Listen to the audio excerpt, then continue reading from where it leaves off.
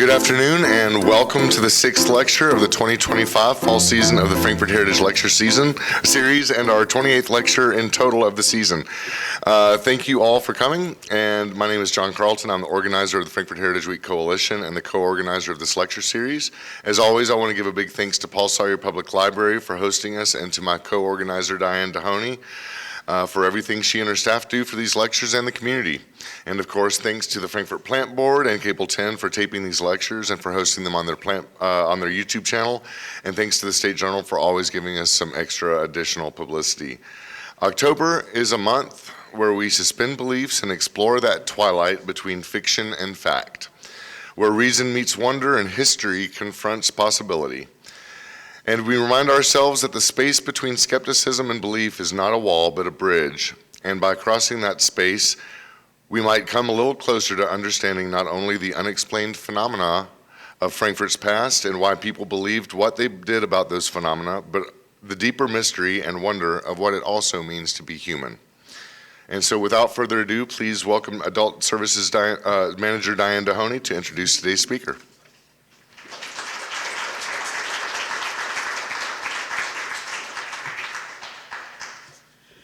Thank you, John. Thank you all so much for coming out and joining us this afternoon. As he said, my name is Diane Dehoney. I'm the Adult Services Manager here at Paul Sawyer. On behalf of everyone here at the library, I just want to thank y'all for being here on this beautiful fall day. There's a whole lot going on in Frankfort today, so we're happy that you're spending part of it with us.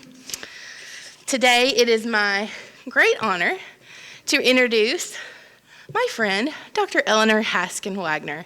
She is the Museum and Historic Sites Supervisor for the City of Frankfort. She holds a master's degree in folk studies from Western Kentucky University and a doctorate in folklore and ethnomusicology from Indiana University. Her graduate work produced 2 publications, a dissertation titled The Migration of a Local Legend, The Case of Mothman, and a thesis titled Performing Gender in Bowling, or I Was in Shock, Other Girls Could Bowl. Throughout her graduate programs, she was well known for her love of teaching, which has led her to continue to teach an Introduction to Folklore course at the University of Kentucky as a lecturer in the Modern and Classical Languages Department. As the Museum and Historic Sites Supervisor, her primary responsibility is to manage administrative duties, plan events, ensure the preservation of the historic Fort Hill at Leslie Morse Park, and curate events at the Capital City Museum. She is a graduate of Leadership Frankfort, class of 2023, and a Kentucky Colonel.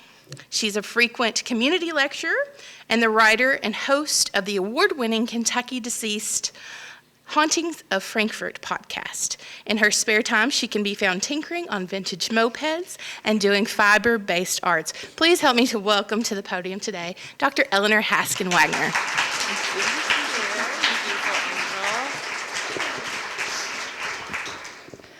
Good morning, or afternoon, isn't it? Afternoon? Hi, happy afternoon, everyone.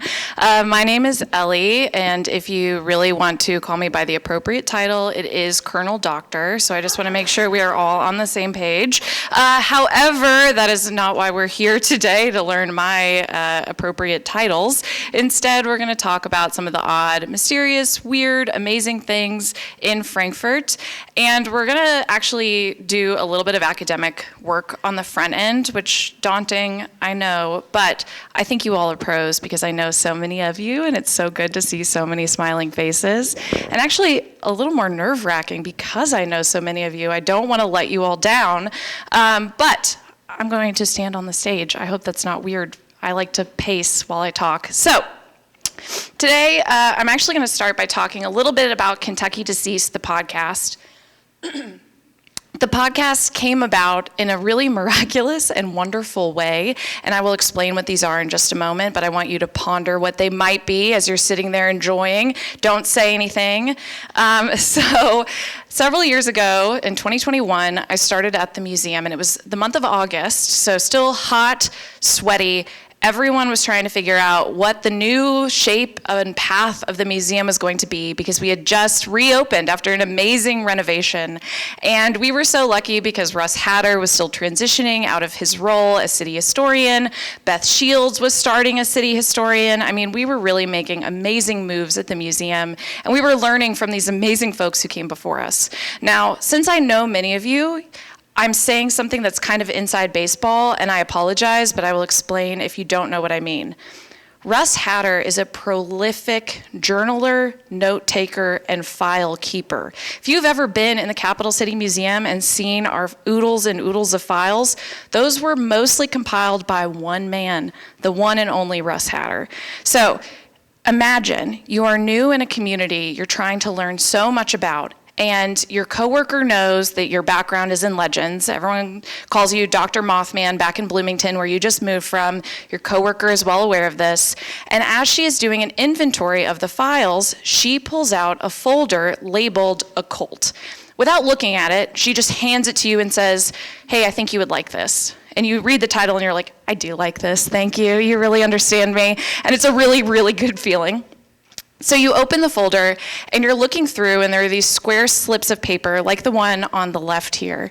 And as you're looking at it, you're reading a conversation. It's really clearly a dialogue between two people, and the handwriting like flags in your mind, but you don't really think about it. And you keep looking, and there's paper after paper after paper after paper. Then there's a newspaper article about a young man who was found dead in Cincinnati, and you're thinking to yourself, that's kind of odd. And then you keep reading, and you read what reads like a confessional letter for committing a murder, and you're like, oh, this is something really cool and really weird. But once again, even though you know intellectually that this handwriting is familiar, and you know who put most of the files together, you don't inherently piece every little part together. And you decide, okay, I'm just gonna switch how I'm telling the story. I decided that I was going to utilize this amazing find, as well as some of the other cool stories that I'd heard from folks since I started, and my reputation was kind of gaining some momentum, to put together a podcast called Kentucky Deceased. And in the course of doing the episode, the very, very first one ever, where I was looking through these papers, I realized that the reason they were occult and labeled occult was because what you're actually reading on the left is not a conversation between two people necessarily, but a conversation between one person and a spirit communicating with a Ouija board. So if you are familiar with Ouija board transcriptions, you can clock pretty quickly what's happening here, especially because as you move through them, you'll see like different letters and things like that that pop up that are really immediate flags that someone is using a Ouija board, because sometimes they spit out random letters as you're transcribing. Anyway, and so you realize that it's all connected. The letter about the murder confession, the newspaper article about the young man, the Ouija board transcripts, and you learn really quickly that it is all connected because this is Russ Hatter's handwriting, and this is Ouija board communications that he engaged in with some of his friends and family back in the 60s. It's pretty amazing, and I feel weird talking about it with Russ right here, but it is in the book, and Russ does talk about it on an episode of the podcast, so I'm not totally putting him on blast. However, in that first episode, I didn't really know it was Russ, and I went to him later, and I was like, Russ, you gotta be honest with me. Is this you? And he said yes. And then he brought his journal in and did. It's an amazing episode. You have to hear Russ tell it.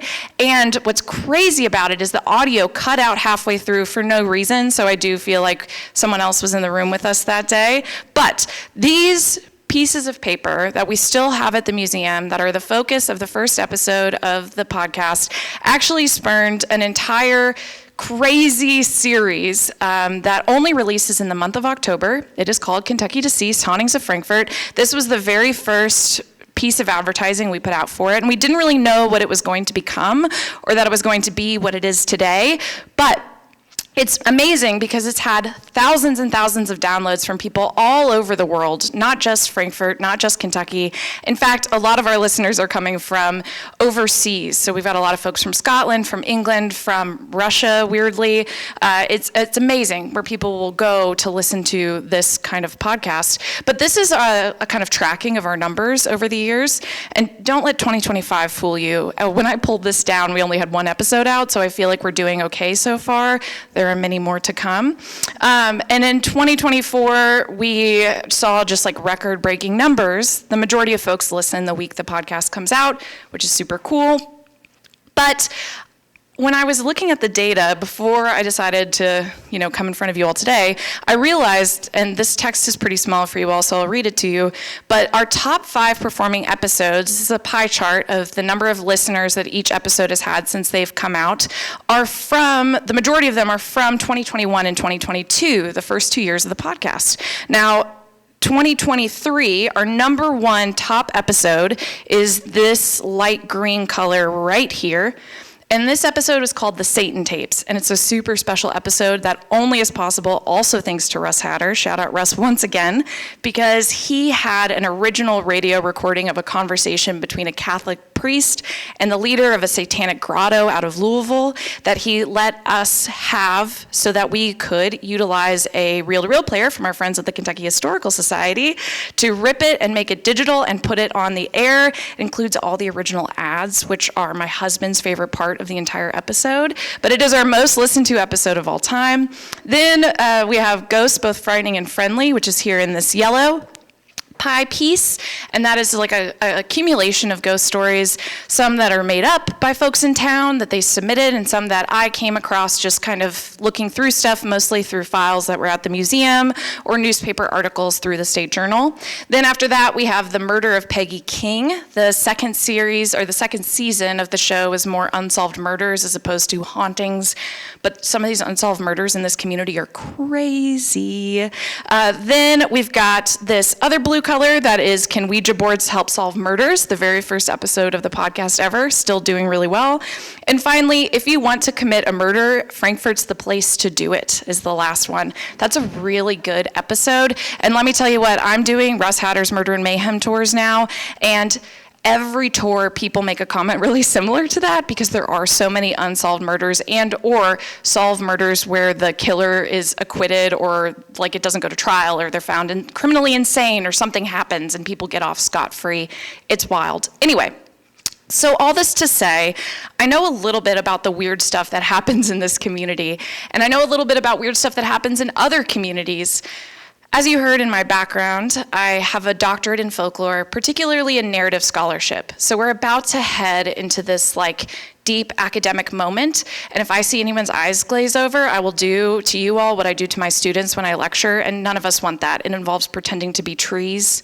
We really don't want that, I promise. I know the lights are dim and dark, but you just have to hold on with me a little while longer, okay? So, I want to talk a little bit about how we identify and how we understand not only stories, but these kind of stories that form the basis of the material for the podcast. And I promise we will go through 2 in a little bit, but I want to give us a framework to understand how these were selected and, more importantly, how we can really, really decipher what is going on within them. So, this is probably something we have all learned, but it may be a few years since you've really thought about the structure of a story, so I want to kind of go back in time a little bit, and I want to talk about the standard story structure. So this is something that I have said a million times in my life, so it feels like old hat to me, but for something to be a story, it has to have a beginning, a middle, and an end. If it doesn't have those pieces, it's not truly a story. It's something else.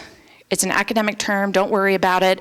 And in practice, we often don't tell stories that have a neat beginning, a middle, and an end. However, if there is a story with a beginning and a middle and an end, it's really easy to flag oh, that's a story. I understand what's happening here. If you ever have told a story that your friends don't understand, or at the end they're kind of waiting for something, that's because something hinky happened in the middle or the end. Oftentimes there's no real climax, which is typically what occurs kind of between that middle and an end zone, but more than likely, you don't have a strong ending to your story. It just kind of stops, which is not a neat ending that we all expect. There's this term that I'm blocking probably called a coda. And this is the optional part of a story where a moral or a lesson or something critical is revealed to the audience. But having a coda also means that you are transitioning from the story itself into the real world of telling the story. So if you lack a coda as you are telling the end of your tale, more often than not, people don't really know what you're trying to relate to them. If there's no strong climax, then they definitely don't know what you're trying to relate to them. The only way to clearly articulate the goal of what you're trying to accomplish is to have an incredibly clear coda. Okay, don't worry about this, but we are going to talk about it. So, folklorists are amazing in what they do, especially when it comes to narrative scholarship, and they're academics by trade, which means that they like to really piece stuff apart. So these are by no means the only way to look at or understand how we define different genres of storytelling, but I want to just share it with you all so that way you can learn a little bit, because folklore is a really goofy and fun thing. And this is the first time I've done a lecture where I haven't defined folklore, and it feels super weird, but I'm going to try and resist it with all of my power because I want to see if you all can synthesize it through what I'm saying by the end. But anyway, there are three major genres of prose narrative in folklore and in storytelling and in narrative genres, period. And they are listed on the bottom: the form of prose narrative, myth, legend, and folktale. So the majority of stories that we tell each other fall into these. There are also personal narratives, but this is a really contentious genre, and we're not going to get into that today. Instead, we're mostly going to talk about legends, but it's good to see how they all kind of fit against one another. So the middle column is legend, and you can see these formal features as defined by a gentleman named William Bascom, and he says that every major genre of folklore has a conventional opening. It may or may not be told after dark. Belief is present in how the story is told. There is a setting. I feel like that's kind of standard knowledge. There is a time in which the story takes place. There is a place where the story takes place. There's an attitude, meaning like a cultural attitude for how the story is received. And finally, there's a principal character. And a lot of us are familiar with folk tales. If you've ever heard fairy tales growing up, or like Grimm's fairy tales, folklorists use the term folktale to describe those, not fairy tales. But we can all use that in this space. It's safe, I promise you. But anyway, a folk tale or a fairy tale, it has a conventional opening. So does everyone know the conventional opening of a fairy tale? Oh my God, brilliant. They are usually told after dark. They're often conceived of as bedtime stories. They take place in a timeless zone, right? There's not really a real time associated with folk tales, right? Think about what you all just said. Can we get another repeat of that? It was so good. Exactly, there's no defined time that's listed there. They can be any place. Oftentimes it's an unnamed kingdom. We try and assign that kingdom to a place, and I think most of us probably picture like some European country of some sort in the wilds. You're not wrong, but you're also not right, because it's rarely ever named of as an actual place. And oftentimes, the principal character is human or non-human. The thing that can get a little funky is this attitude column. My students push back against it every time we get here.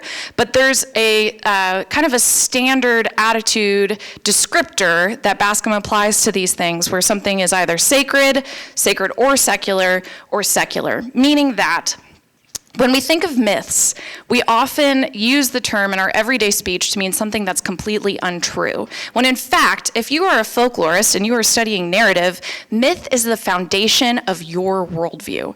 I'm not trying to offend anyone when I say that a lot of the stories were told through our religious aspects of our life. Those are myths. They're part of our mythology. Again, I'm not saying it's untrue.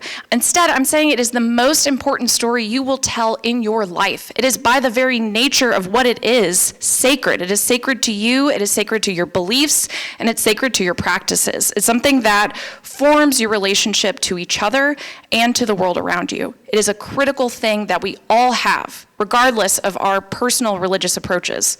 So that's why myths are listed as sacred. Sometimes that can be a little confusing. Folk tales, on the other hand, are secular, meaning that they don't have that same relationship to necessity that something like a myth might have. There's something that we tell like for fun, to our kids, to little children, to learn a lesson, those kind of things.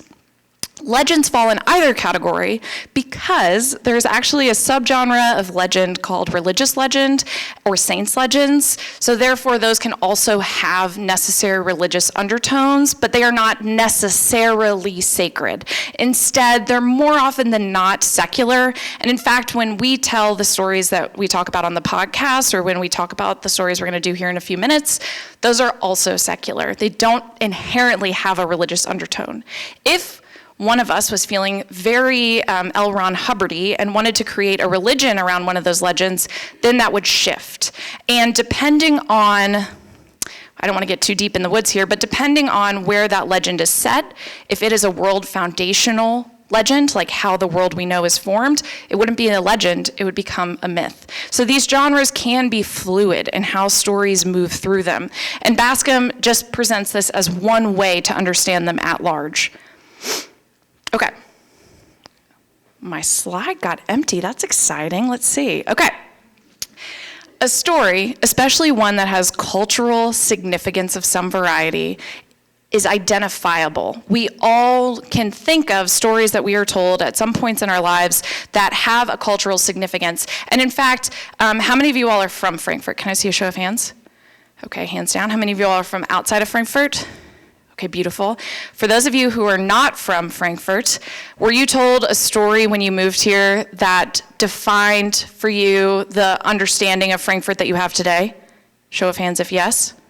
Ooh, only a few. That's interesting. Okay, hands down. When you talk to your family or friends back home and you tell them a story of something that happened in Frankfort, do they struggle to understand or believe that it happened? I have had that happen several times. Really? Oh my goodness, this is shocking. We will all have to talk after this, I promise, because I am floored. My husband is a Hoosier, contentious, I know. I'm so sorry to bring him into this space mentally right now. But he will not stop talking about how people from Kentucky don't know how to use turn signals. And every day he tells his friends and families back home about how Kentuckians are incapable of using turn signals. And in fact, he has many stories of folks who have wronged him for not using their turn signals. That is kind of what I'm talking about. Does anyone have one of those? Does that make more sense to people? Okay, it might not be about turn signals, but goodness gracious. Okay, thank you. That's true friendship right there. Anyway, stories that have important cultural significance are easily identifiable through a few avenues. The first is they have this fun thing called localization. Don't get me started on localization. This is what my dissertation was about. Have you read a dissertation? You don't want me to do that right now. But in short, localization is the idea that a story's intricately tied to the place where it is coming from. So what I'm trying to say is localization is the idea that the story can only be told about that place. There are details, there are ideas, there are characters that only make sense in the place where the story is said to come from. So if I tell you a story about a crybaby bridge, and I don't say where it is, it probably doesn't have a lot of cultural importance to Frankfort and Franklin County. But if I tell you a story about a crybaby bridge over in Schweitzer, all of a sudden it has a completely different tone. It means something else. Similarly, if the story contains cultural values that are specific to the place, and that can be kind of vague in terms of what a cultural value is. What I mean when I say that is, if a community has a culture that is built around individualization, like most Western cultures, the stories that are critical to those societies will often have individualization baked in. People will live alone, they won't live in community areas, they will live out in the country, they will live out in the woods. Those are the kind of things that you can expect to see in a story that has significance in a certain area. If that is devoid from the story, it probably is not as culturally significant. Doesn't mean it's not an important story, but it doesn't hold the same weight that another story from that community might. And finally, if it has cultural norms, similar but different, this is the idea that in any given cultural group or subcultural group, there are phrases, languages, body attitudes, ways that they hold themselves, ways that they dress, that can signal certain things to each other. And by including those in the practice of telling a story, you are communicating the relevance of that to the cultural group. Does that make sense? Okay, I'm getting one enthusiastic nod. I swear, I teach college students, and I know that when I don't get more than one nod, that it's just like, poof. And I want to make sure we are all on the same page. Are we all on the same page? Or at least you're faking it for the people that you're here with? Okay, cool. Just checking. Okay, here we are getting through theory, and you all are doing wonderful, but like some of this is my favorite stuff, so I want you to just hold on through it because it will make so much more sense as we go. This is something else that I want to talk about in the act of telling stories, because we are about to engage in it here in this place together, and it's really meaningful. It is the role of the storyteller to the audience. Historically, we have always conceived of it as a single direction. So the storyteller is transmitting information to the audience. It goes one way, and one way only. But what we know now and what we understand is that storytelling is inherently collaborative. It is a reality of, if I am sitting in a room and I'm looking at all of your all's beautiful faces, and I'm telling you a really elaborate legend about a monster in rural Western Kentucky, and you all are looking at me like this, I'm probably not going to keep telling you that story. I'm going to think of a way to end it as soon as humanly possible and move on to a different story that might take place in Frankfort and Franklin County.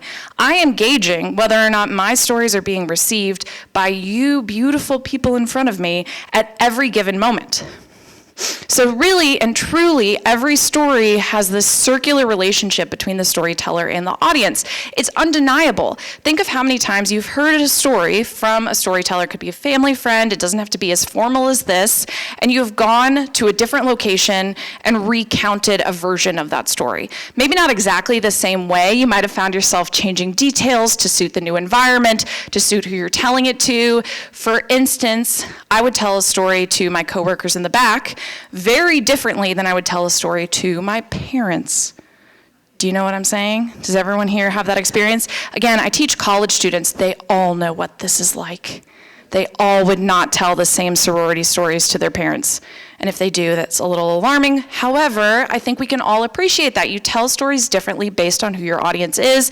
And when you are an audience member yourself, you are selecting different pieces and components of stories that you are choosing to pass on and to respond to. If something really resonates with you and you are a responsive person, you're more likely to go like, yeah. And those are the best people to have in an audience. I'm telling you, they just like light up your fire. And if you're not a really responsive person, you might be a little more straight-faced, and therefore the dynamics of hearing and receiving the story might change because the storyteller doesn't know how to read your expression. So it's a very nuanced dance between these two realities. So this is something that's really important when we talk about legends, and that's why I also want to spend time on it. There's a concept within narrative studies that is so complex and complicated that there are entire books dedicated to it, and I've read them, and I still don't understand every piece of it. But I feel as though I have whittled down a way to share it with audiences around the country, and I've tested it on my best friend and it's worked, so we're gonna try it here, okay?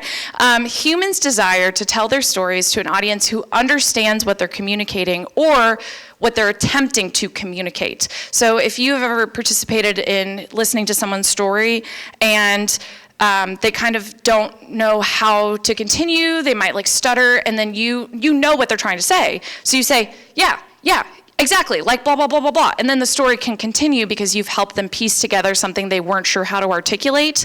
That is a practice or a academic term called available narrative. It's a really fun one, it's a really goofy one, and it's a really nuanced one.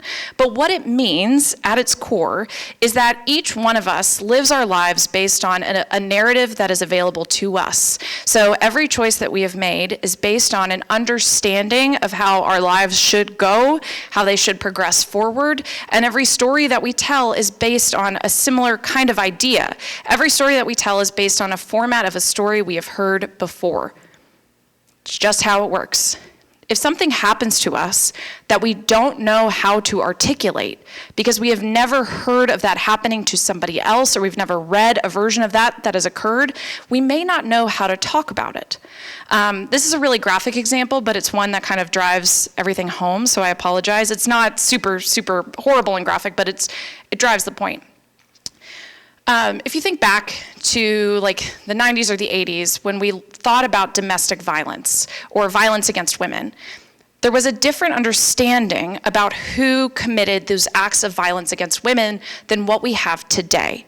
So if you think back, stories of women who were abused by their partners, those were not well received, and oftentimes they were pushed to the side as untrue. As time has gone forward and we've gained a better understanding of the realities of domestic violence, when we hear these stories of women experiencing violence in their homes, we understand it. We know that that is something that can logically happen. That narrative has become available to us.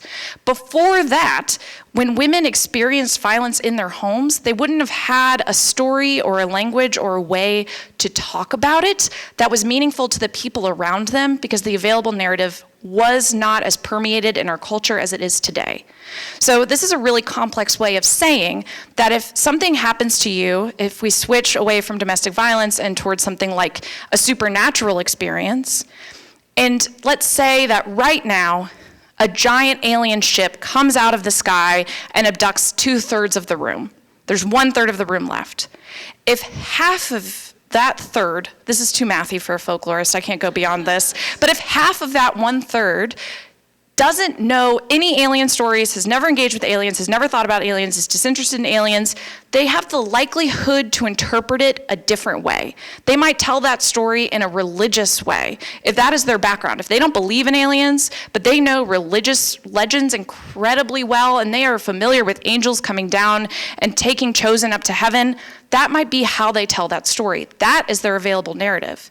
Me, on the other hand, I know way too much about different alien species because of my time going to UFO conferences. That's a whole different path of my life. I might interpret it as, oh, the scientific grays from this planet out in this, I'm kind of making this up at this point, but the scientific grays are a subgenre of alien species. However, I would maybe interpret it that way, and I would tell the story in that style, because that is the narrative that's available to me. So when we look at things that are in that supernatural realm, oftentimes, if they have a supernatural bent that could be interpreted multiple ways, it depends on the available narrative of the teller. So that is so crucial to all of us in this room. As someone who studied Mothman, the number of stories I've heard where people talk about how it wasn't Mothman, it was a Nephilim, as opposed to like this tangible physical creature. And a Nephilim is an angel-human hybrid, just FYI in case you didn't know. But people will talk about it in that regards. That is the narrative that's available to them, not this real creature with glowing red eyes who is descending from the sky, or an extra-dimensional creature that is coming through a portal, or, you know, what have you. One more example to illustrate this, because this is one of the most fascinating concepts I think that folklore introduces to the world of narrative studies, and it is something that affects our lives every single day, is, and I'm gonna make it supernatural, it's not going to be like, you know, dark. Yeah, it's not gonna be dark. Okay, to set the stage, the year is 2012. I am at the McMinnville UFO Festival with my mother and father. They are good sports. I wish they were here. My mom loves UFO festivals. It's a long story. She thinks they're amazing. She is all in. And if you know my mom, that's like so funny, because she is a really intense attorney, and she is like she is locked in when we are at UFO festivals. My father, he's like reading 2 Civil War books, like he has no clue what's going on, but he likes being there because he likes to see the costumes. And we say, Mike, you have fun. You just do whatever you need to do. Okay. So we were sitting in this audience, and we have seen some amazing presentations, and I could really go on because this festival is really peak. If you're ever in Oregon, it is worth a visit. It's like in May. And the next speaker is a man I've never heard of. His name is Kiwani Lapersidus. And Kiwani Lapersidus is not well respected in the Bigfoot community, but very well respected in the alien community. And here's why.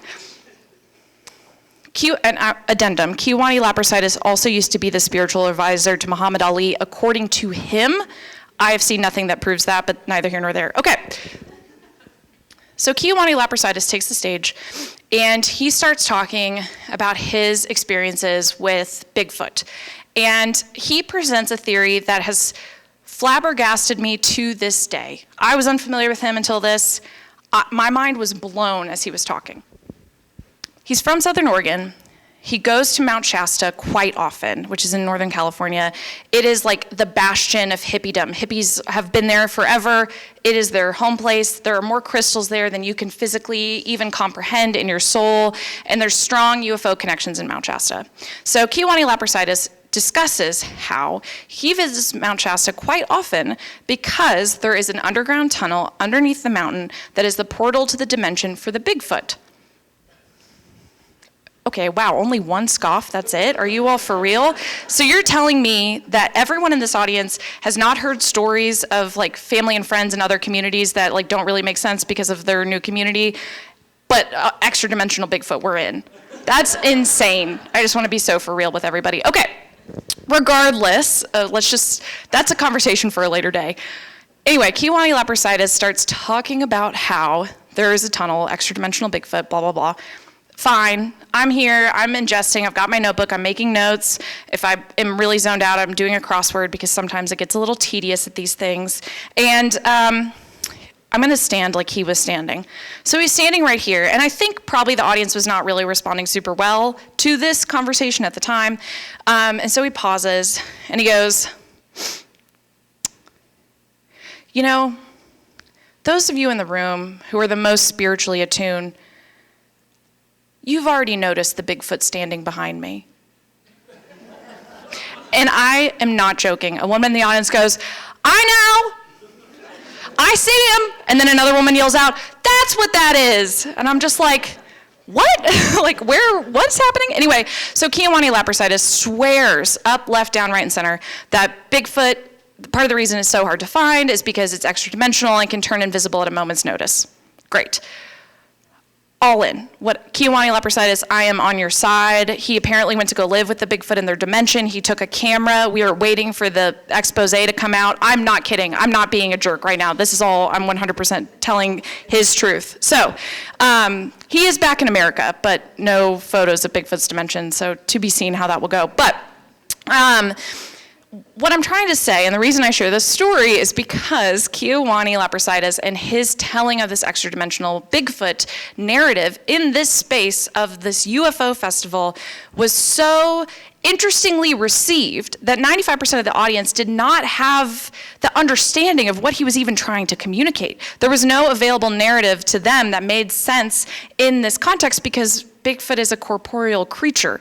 And in fact, a lot of folks believe that it's a like missing link or like, you know, a creature that we haven't discovered yet. Like the giant squid for years was believed to be a cryptid or an unknown creature. Spoiler alert, folklorists were the ones who helped find the first real giant squid. That's a fun story.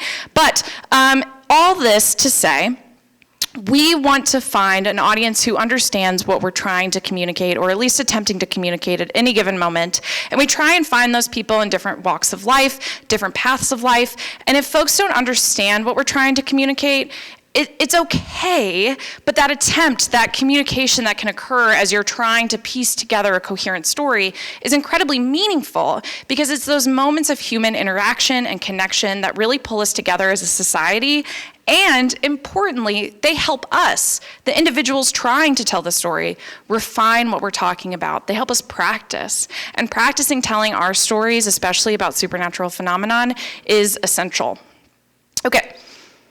Also critical, whenever we tell a story, we are doing so not only through the content of the story, but through the subtext, so the text around the text, all of the things that's happening underneath the text, and also through where and how the story has come about. It might be through a storytelling session. Someone might tell me a story that sparks another story that I want to share, and it continues to pile on and pile on and pile on. You find this happens very often in supernatural storytelling circles, but also through body language. So if I'm telling this fine person directly about Kiowani Lappersidis' story, and they're choosing to sit there, which they're not, I'm not trying to put them on blast, but they're choosing to sit there like this. I'm reading their body language, but my body language back to them might be wide open. So there's some kind of communication happening between those two exchanges of referential body language that we're able to communicate how the story should go or change to make it more consumable. Legends, as we saw in our earlier chart, kind of fall within this very fascinating, necessary structure that can help us understand all of these big concepts I've talked about. So, when we think about a supernatural legend, they have to have some kind of supernatural or paranormal component, and oftentimes they have some fun other little things. There's this one thing called reality testing, which you will hear about when we talk about the Leestown Witch in a moment.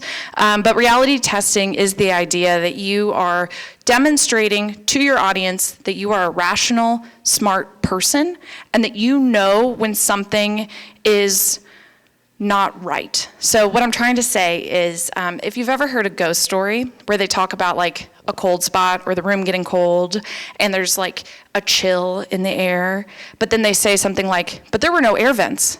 The window was closed. The AC was turned off. There was no AC. It was an old house. That is what we call reality testing. It's proving to the audience that they are rational and that they are not crazy.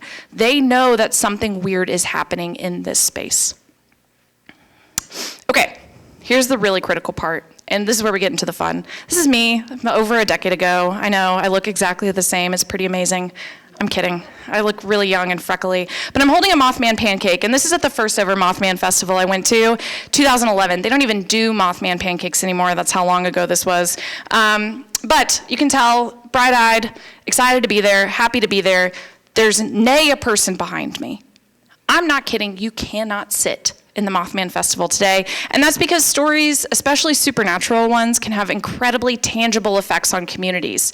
So if a community disregards their local legend, as the Mothman legend was for years and years and years, say 40 years, there can be an uncertainty of representation. So stories can help bind a community together. They can draw us into one another and create a space where we can recognize kin. And I don't mean necessarily family blood kin, but I mean folks who get our identities. They understand who we are and what we stand for. It can also create a lack of cohesive place-making within a cultural group. So this will make more sense in a minute, I promise. But in communities that disregard their local legends, especially their local supernatural legends, we see that there is an inability to appreciate or recognize the role of the story, the supernatural story, in sustaining community identity. And we also see a frustration towards outsiders who are seeking representation in the story. So to explain what I mean, like I said, I've been studying Mothman for a really long time, and when I first started, no one knew what Mothman was. The community had embraced it a little bit. There was a Mothman museum, there was a Mothman festival, but it wasn't as widespread as it is today. And in fact, when I used to go do research in Point Pleasant outside of festival times, I would be met constantly with community members who were frustrated and angry that I was there. They felt as though I was an outsider, which is fair, I was, and that I was there to belittle or talk down to them, which I wasn't, but to them, I am a person who's coming into their community for a legend that they don't even want to adopt as their community legend and say, hey, what do you all believe? There's this creature? That's crazy. That wasn't what I was doing. But to them it was, and that's valuable to know. However, now what we see is that communities that do adopt their supernatural legend, like Point Pleasant, they have a cohesive community identity that they're able to pin on this thing. And that's really essential. And I'm not saying that they should only have the one community identity or that one legend can create a community identity. However, there are pockets where this occurs, and those are truly magical. It also creates or sustains a sense of self within a place. So folks who grew up in Point Pleasant now, in this age where this legend is more widely adopted, have a way to connect to other people about how important or relevant their home is. Point Pleasant was a town that almost literally was washed off the map. It is a place where less than 5,000 people live and the population was dwindling. But now, because their community has wholly and completely adopted Mothman as their supernatural legend, they have experienced a boom unlike any I can express to you. There are more downtown businesses every time I'm there. There are more young people. There are more folks moving into the community, investing in the community, and they have a sense of self within place, within context. They know who they are because they have this figure that they can rally behind and an adoption of that legend. So we see also with that identity building, growth of tourism and commerce. So having a cohesive identity presents opportunities for outward-facing community adoption, meaning that you're able to create or generate a touristic identity to outsiders through having internal community cohesion. If a community cannot agree what it's about, people from outside will not feel pulled to come in.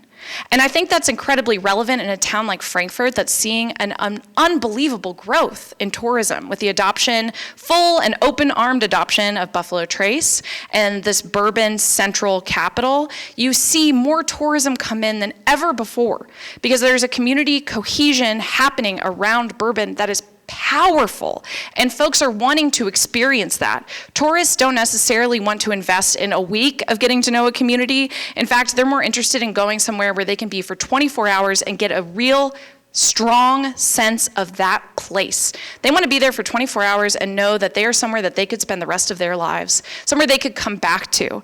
That is an incredibly powerful thing, and that can happen through the creation of community identity in supernatural legends. We see it in Mothman. It's insane. This is what the festival looked like 2 years ago. This is only 30,000 people in downtown Point Pleasant. This year, there were over 45,000 people in downtown Point Pleasant for the festival. It's insane what that adoption can do for a community and for their economy. Businesses in downtown Point Pleasant are able to sustain themselves for an entire year because of one day. That's crazy. Okay. You can shake it off. We've talked so much about theory and concept, and you all have been amazing. And now we're going to talk about Frankfort. Isn't that woohoo? Yeah, okay, perfect. Good. I'm going to grab a drink of water, and I'm going to grab my notes, and everyone gets like a 5-second stretch break while I do that. And I'm shifting to the podium now.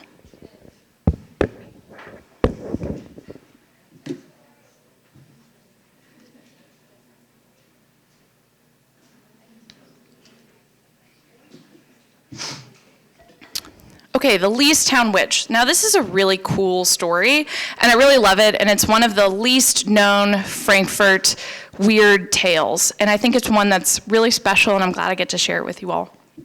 The Leestown Witch is a story that takes place in the year of 1913, and I'm presenting this here because one, Witches' Night Out was last night. How crazy was that? Wasn't that fun?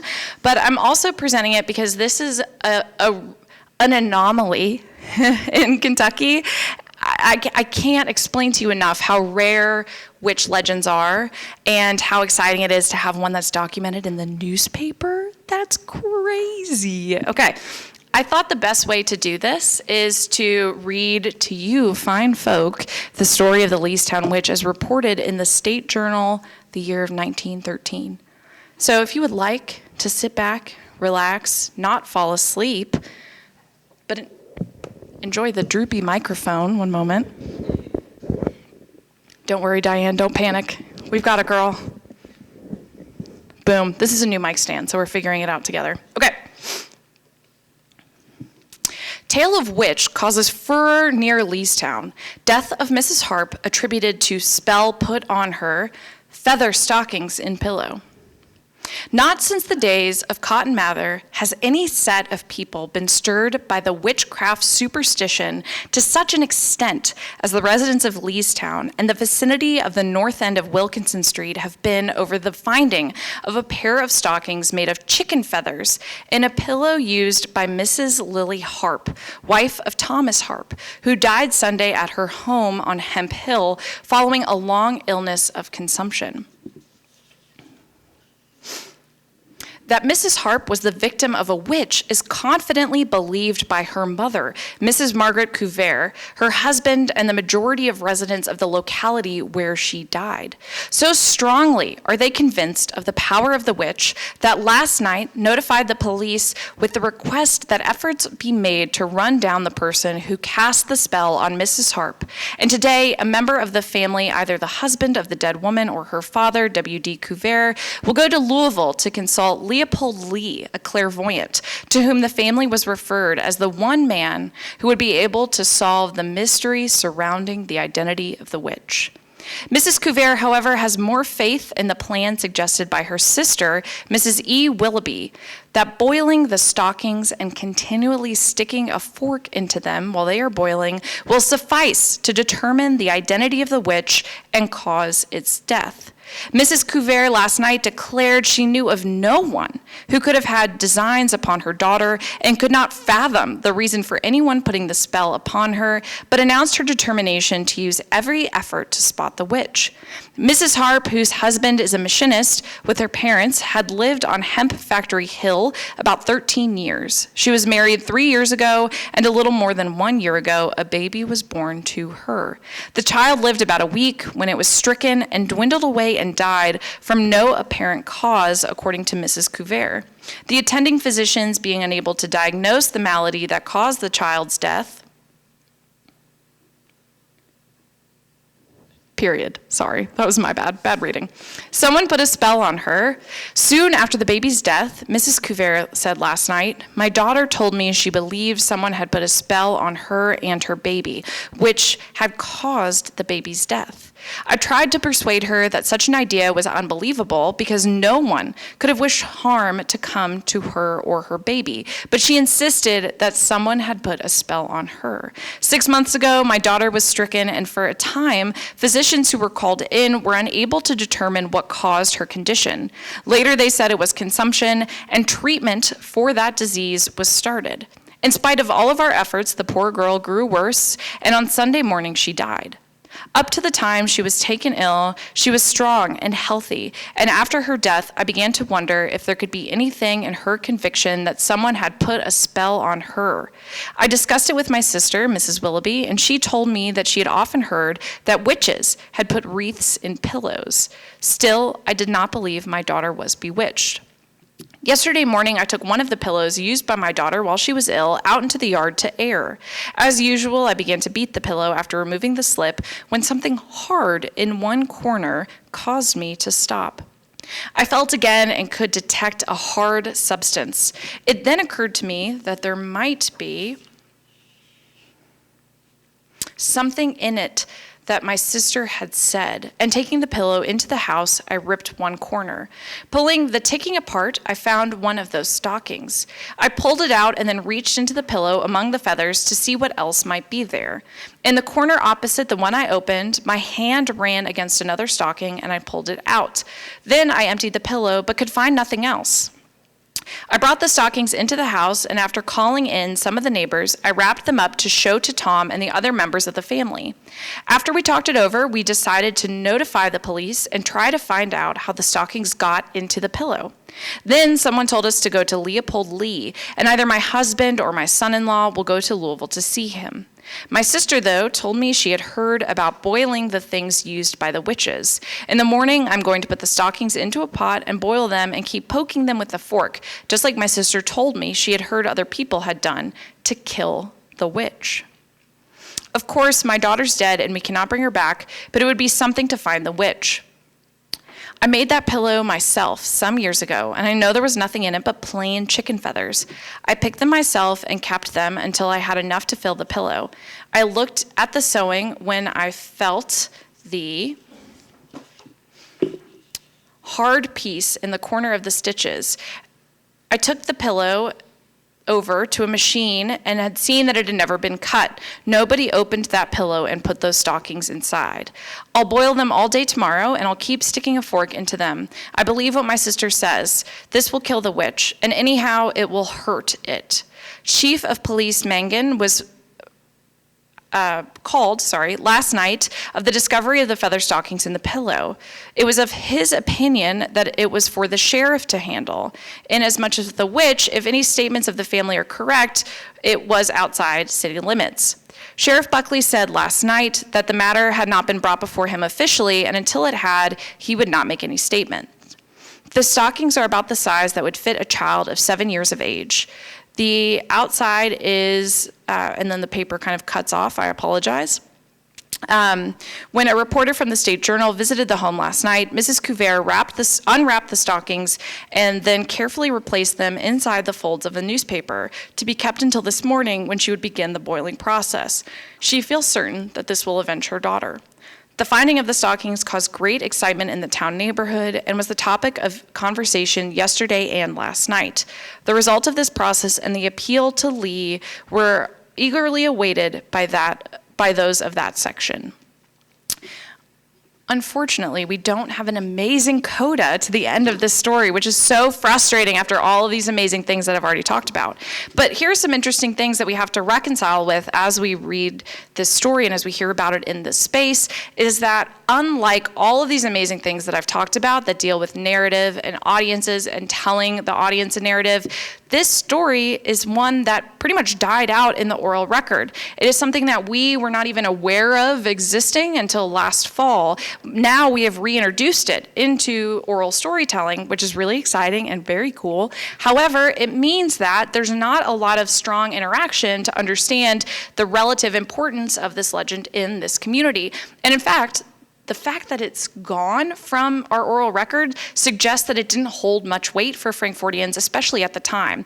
And the year 1913 was wild anyway, as I'm sure you all know.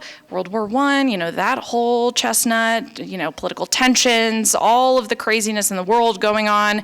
And not to mention, there was a amazing amount of palmistry that was happening here in Frankfort at the time, and the city was beginning to crack down on palmists who were located within city limits. So there was already this kind of like witchcraft-aware mentality in the air, and so maybe an event like this, while unique today, was less unique then, which also means that it fell out of favor within our oral storytelling record. Now that it's been reintroduced, though, we've seen some very cool things happening. So as a result of bringing this story to light last fall, which would not have been possible without a kind gentleman out of Louisville who actually flagged this story for us. He was doing research for another podcast and found it and was incredibly sweet to share it with us, so we appreciate him immensely. But because of it, we were actually able to, I'm a little ahead of myself, I apologize. But we were actually able to work it into the Witches Night Out poster for last year. We worked with Susie Hosley at DFI, and we were able to blend together the historical relevance of having a witch in our community with the fun of having a Witches Night Out. And Susie agreed to a crazy idea where we crown the Leestown Witch, which we did again last night, and it was incredibly fun. It's just a little goofy thing where we get to yell out, like, "Come forward, Leestown Witch," and one woman whose passport is marked for the night gets to come forward and be the Leestown Witch. Like, how fun is that?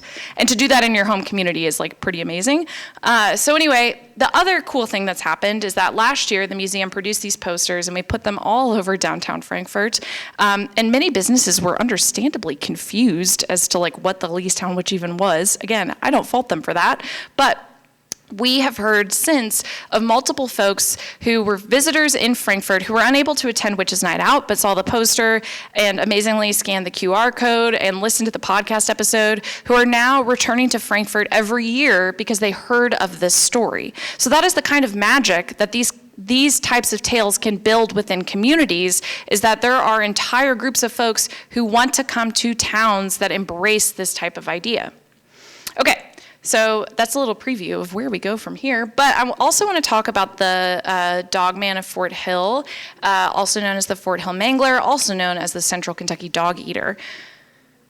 This story is one that I'm not going to go too in depth for because, and this is a really shameless plug, my two friends, Kat and Zach, they produced a book based on content of the podcast, and Eva and Zach have it for sale in the back. It's pretty astonishing. It is beautiful. All of the photographs in that book either come from the Capital City Museum archives, from our friends at Liberty Hall, who let us use some amazing images from their archival collection, but it features 4 stories, including the Ouija board story I mentioned at the beginning, a long-form version of the Fort Hill Mangler story, as well as UFOs throughout downtown Frankfort and the county, and also the Grey Lady of Liberty Hall. It's really special.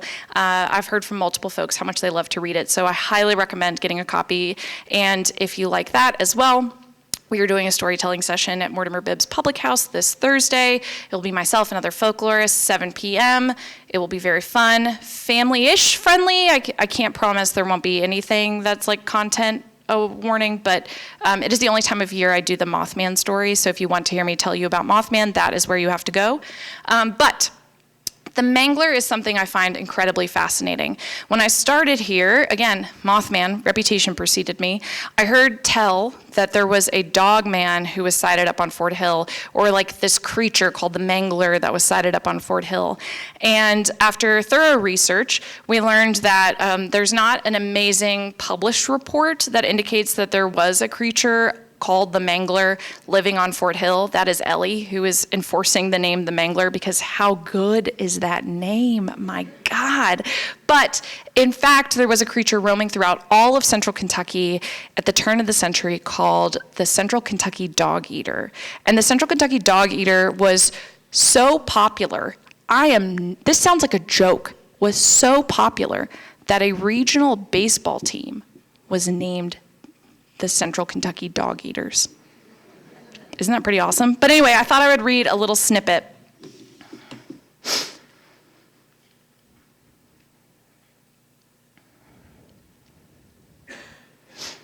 The dog eater is blood-soaked and ever ravenous for the flesh of the domestic canine, as his moniker implies.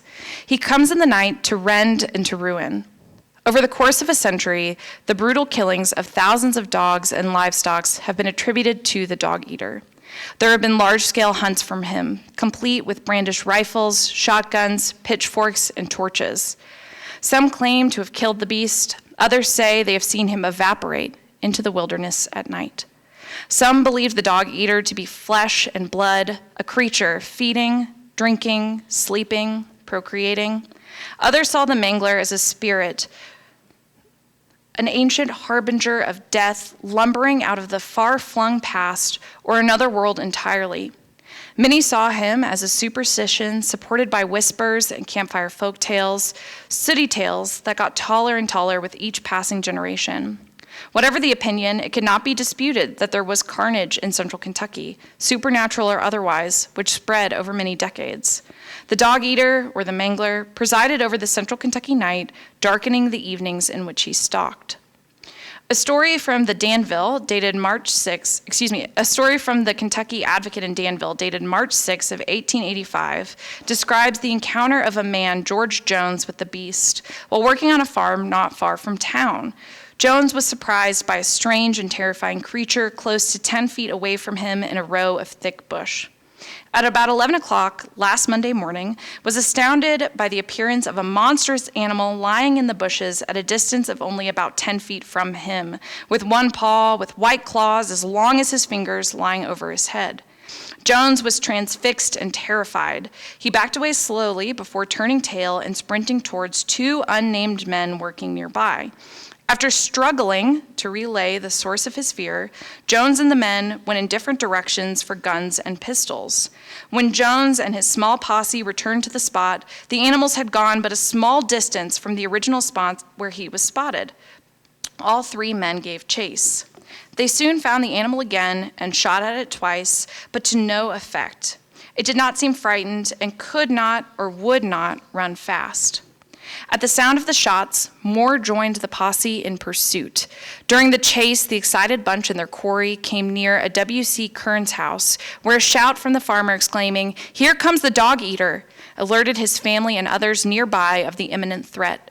His dogs attempted to attack the creature, but were immediately deterred by apparent fear and returned to cower near their owner after advancing on the mangler very little. A Mr. Andy Wayne nearly collided with the animal after running towards the shouting and the gunfire. Mr. Wayne immediately quit his work and came running to see the long talked of animal. He had not far ran until he found that he was meeting the animal. When it saw him, it turned aside and ran quietly on. At this point, a dozen men were involved in the pursuit and persisted for a mile before losing all trace of it. The men described the monster as being about 6 feet long, the height of a large Newfoundland dog, with black, long, curly hair and a very large head. The men said they had never seen anything like it. A story from the Courier-Journal on the following Monday loosely reported a truncated description of the creature. Just days after the Jones encounter, the monster appeared in Marion County, 5 miles east of Lebanon, the home of Lewis Wright. The family within the home was roused in the night by an incredible and hideous howl. They armed themselves and investigated the sound to find a huge and bushy-haired monster, which came running out from beneath the house with a half-eaten and fully mangled corpse of a dog clenched in its jaws. After the discharge of a musket in the direction of the creature, the mangler dropped the carcass and disappeared. The onlookers said it had a large white spot on its breast. The account ends with a strange editorial sentiment: "If only a dog killer, let him pass." There are many more reports of the dog killer from this book. And again, I really recommend reading it if you have not yet.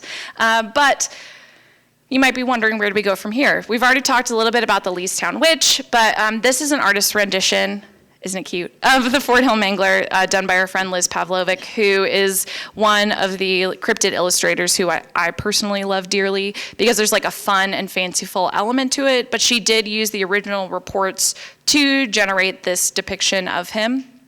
And the reason I put this up is because at the museum, we're not interested in perpetuating fake names, except in the instance of Ellie insisting that we call it the Mangler, because I will die on that hill. But instead, I do want to be so clear. This is a creature that we have reports of, not only from Franklin County, but also from Frankfort, including many reports of wilderness men living up on Fort Hill historically. I mean, it's crazy how many stories there are of people living up there. If you're familiar with it today, it probably is not a huge shock, but there are many and many and many and many reports of it historically too. We're not trying to push the Mangler. We are not going to pull a Mothman museum and generate an entire museum around the Mangler. Dang it, one day maybe. But instead, I put this here because I think it's another interesting example of a story that's fallen out of favor as we've grown to appreciate and understand the role of supernatural legends, not only in our home communities throughout Kentucky, but also throughout the United States and the world. I think we see economic opportunities more than anything else, ways to generate tourism and bring people in and have people, very importantly, buy things that sustain our businesses and our organizations. And that's great, and we need that. But that doesn't negate what we really need, which is the idea of a community. And granted, that community might not be one that believes in these creatures, but I think it's really powerful to see the ways that these stories are tied so intricately to places. Like the Leestown Witch has to have Leestown in order to be the Leestown Witch, right? It wouldn't make sense without it. It's in the name. You have to have that. And to have that identity and that place so strongly tied with something that's fascinating, with something that's interesting, is really meaningful, and it can generate interest in a community that there wasn't really there before, and folks can rally around that.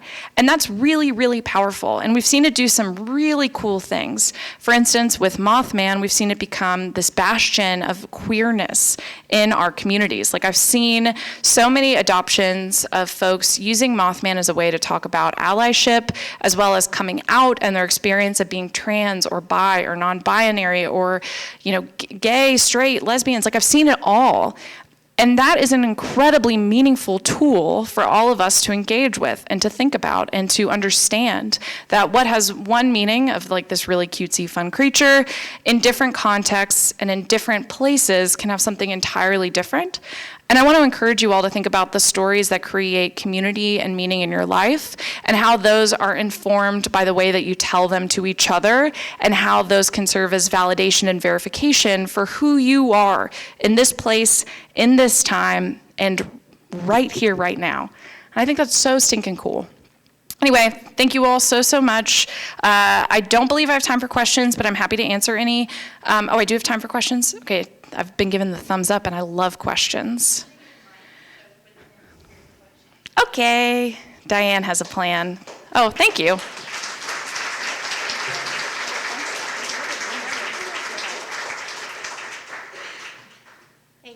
Thank you so much, Ellie. Anybody have a question? Just raise your hand. I'll bring you the mic so they can hear you on TV. Don't let the TV factor scare you. I know, don't. Again, I taught college students, I've taught children, I run a museum. There's no question too foolish or too silly or too outrageous. I'm happy to answer it. Or comments. We'll take comments too. I don't know. No, I'm kidding. Stories. Comments are fine. Oh, we have some over here. Okay.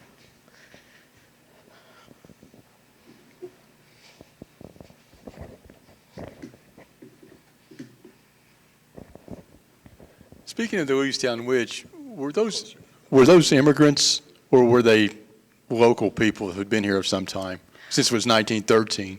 Yeah, that's a great question. So for the Willoughby side of the family, they had been here at least a little while, according to census records. I didn't go super far back, just to be transparent, but it's most likely that they were in town to work at the hemp factory, so they were here for at least 2 generations. I don't remember seeing any record of them in that area in the years following, like in the following census. So I'll have to go back and double check, but I haven't done like deep familial research yet. They were not recent immigrants. It's a good question, thank you. Okay, hold on just a second. Here you go, Pat. Here you go, Pat. Here, you're okay. Could you give us the reference on the book that you mentioned? The title and the name and everything? Yes, please. So it is called Kentucky Deceased. It is actually available in the back of the room. You can only purchase it, well, there are several locations that carry it in the state now. In Frankfort, you can only purchase it at the Capital City Museum. It is available on Amazon, I believe. If you live in Louisville, it's available at Butcher Cabin Books, as well as Carmichael's, and I believe it is available somewhere in Lexington, but I can't remember where. I apologize. But my friends have it back there. So if you feel compelled, please, woohoo! It supports the museum. Thank you. Thank you. Oh.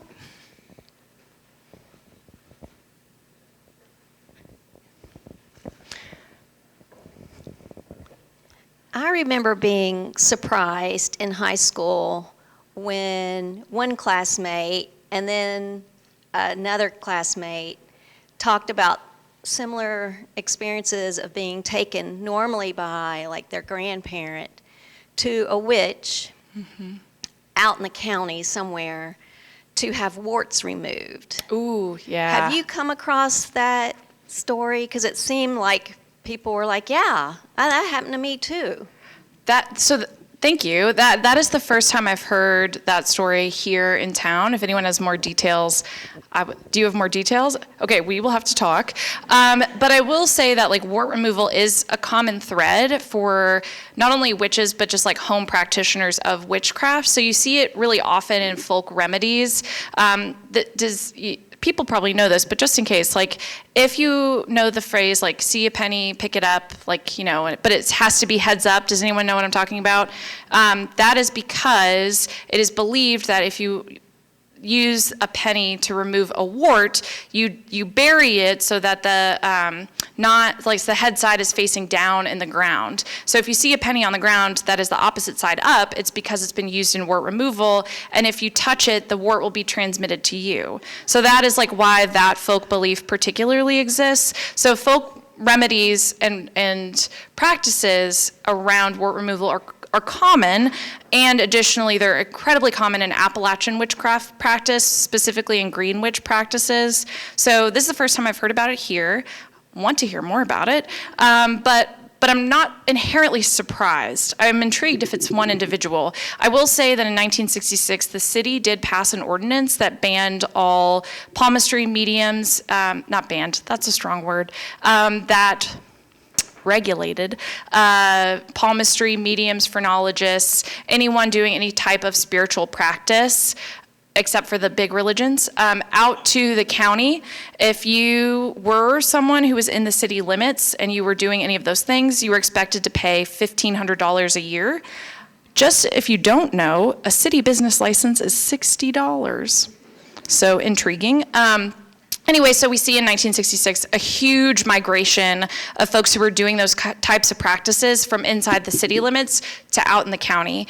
And they seem to have been clustered primarily around the Green Hill Tourist Camp and Haldy's Place out on Louisville Road. So I don't know if maybe that could be the location where these folks were going. Unsure. I hope to find out. Anyway, long answer to a short question. I apologize. I have a question. Yeah. So I thought you had mentioned that the Leestown Witch newspaper article came to you from somebody who was studying something else. Is it very common that these things are interconnected in some way? Because it feels to me, not an expert clearly, that usually when you hear these stories, they feel discrete, like they're individual stories, but this seems like an example of maybe it was connected to something else. Could you talk about that? I can. So you're not wrong. So when we are presented these stories in like most formal capacities, they are discrete. They're separate from other things. If anyone in this room has ever heard of Linwood Montel, this is the man who really cataloged, documented, and shared Kentucky legends of many varieties. He also founded and taught at Western Kentucky. Shout out Western, whoop whoop. Anyway, we owe him a lot for the folklore department there. But he would gather these stories together and present them as discrete stories. And that's like a very common format we see. Most of us encounter books that have legends that are compiled that don't interconnect in any way. So this gentleman in particular, from what I know about him, and he and I have only communicated via telephone, and via email, and via mail, which is pretty cool. We've not met in person, so I'm making a few statements that I'm not intending to be judgmental, and I hope they don't come out that way. My understanding from him was that he was utilizing one of everyone who does genealogical or historical research's favorite websites, newspapers.com. And he typed in some version of like witch, Kentucky as the location. And he was looking through every record that was pulled in relation to that. And so that is how this specific one came. He was researching Battletown Witch, which they're trying to generate a festival around the Battletown Witch out in Western Kentucky.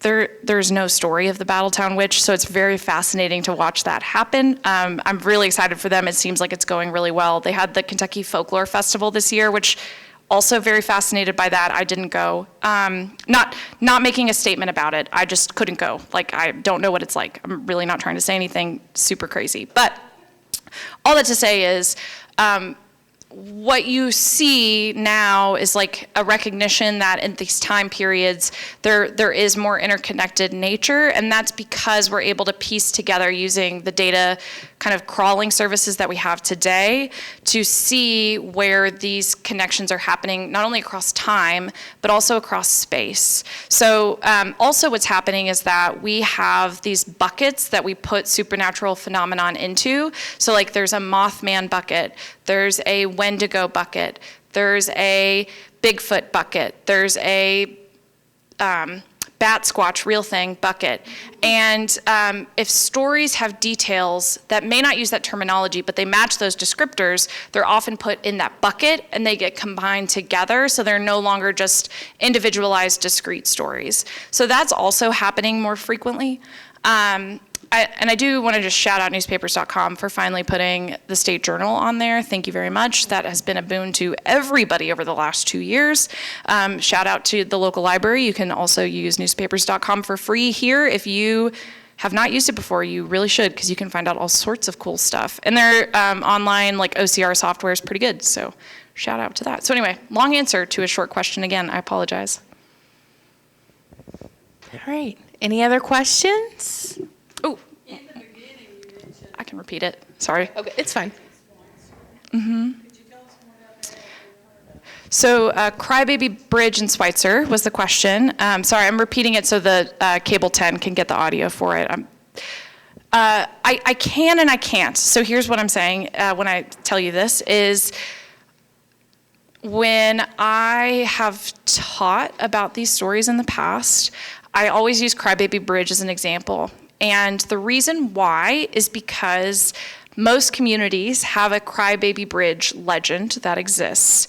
And for a couple of years, I had not heard one here. The most prolific Crybaby Bridge in the area is actually in LaGrange, but in terms of like quantity of stories about it.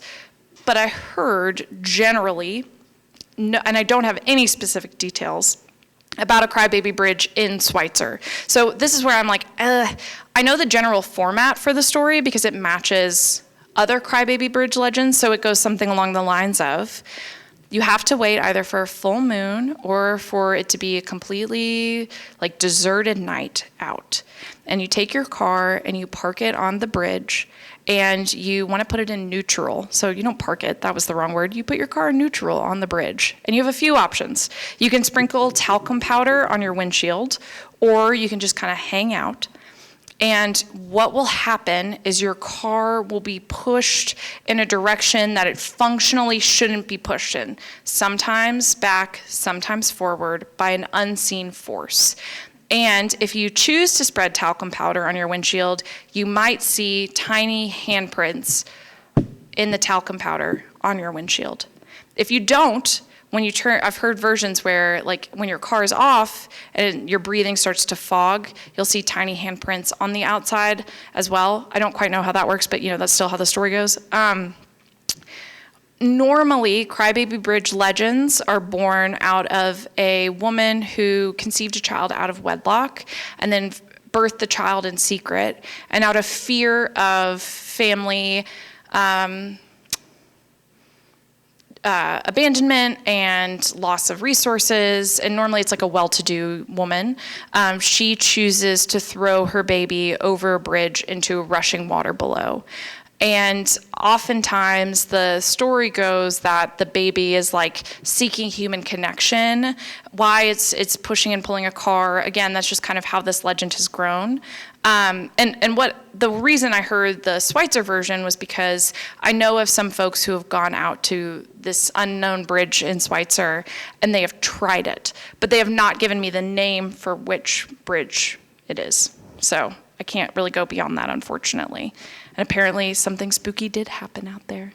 So everyone should try every bridge in Schweitzer and then report back and let me know. I know, I think you could do it pretty fast. But anyway, yeah, Crybaby Bridges are fascinating. Yeah, sorry, I know that wasn't super, it was kind of a passing story. All right. Let's give Ellie another round of applause. Thank you so much. Thank you. I think John has a couple announcements to make.